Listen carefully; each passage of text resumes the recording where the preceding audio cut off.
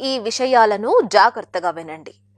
ఇక కొన్ని సంవత్సరాలు మాత్రమే హోలీ, దీపావళి సంబరాలు జరుపుకోండి. సంక్రాంతి, శివరాత్రి, ఉగాది, శ్రీరామనవమి, కృష్ణాష్టమి, వినాయక చవితి, దసరా, దీపావళి ఇవన్నీ ఇంకొన్ని సంవత్సరాలు మాత్రమే చూడగలరు, జరుపుకోగలరు. ఏమిటి ఆశ్చర్యంగా ఉందా?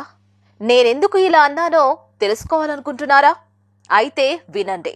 The institute of world demographics research వాళ్ళు భారతదేశం యొక్క జనాభా పెరుగుదలను మత ప్రాతిపదికన సర్వే చేసి ఒక సూచిక విడుదల చేశారు. అది 1948 నుండి 2017 వరకు తయారు చేశారు. ఇంకా 2041వ సంవత్సరానికి గాను జనసంఖ్య అంచనాలను కూడా తెలియజేశారు. 1948వ సంవత్సరంలో భారతదేశంలోని హిందువుల జనాభా 88.2% కాగా ముస్లింలు 6%.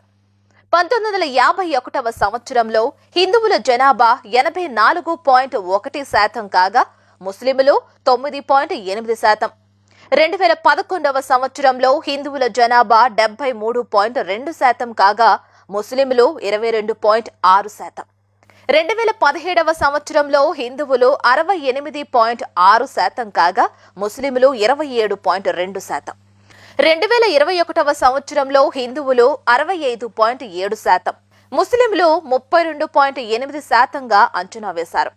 ఇదే 2031వ సంవత్సరంలో హిందువుల జనాభా 60.4%గా ఉంటే ముస్లింల జనాభా 38.1%కి చేరుకుంటుందని అంచనా. 2029లో జరిగే లోక్సభ ఎన్నికలలో భారతదేశంలో ప్రప్రథమంగా ఓ మహమ్మదీయుడు ప్రధానమంత్రిగా ఎన్నుకోబడతాడన్నది వారి అంచనా.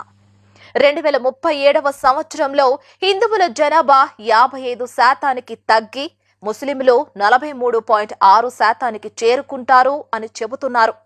ఇక 2040వ సంవత్సరంలో హిందువుల జనాభా 30.5%కి పడిపోగా ముస్లింలు 66.9%కి చేరుకుంటారన్నది సర్వే అంచనా.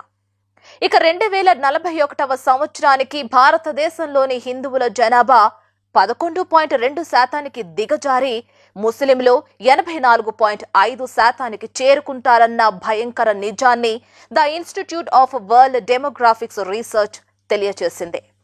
ఇక ఇప్పుడు కూడా మనం సనాతన హిందూ ఐక్యత చూపలేకపోతే ఇక మన అంతం మనమే చూడవలసి వస్తుంది. అలా జరగకూడదు అని మీ మనస్సాక్షి చెబుతుంటే ఈ విషయాలను నీకు తెలిసిన 10 మంది సనాతన సోదరులకు తెలియచేయండి.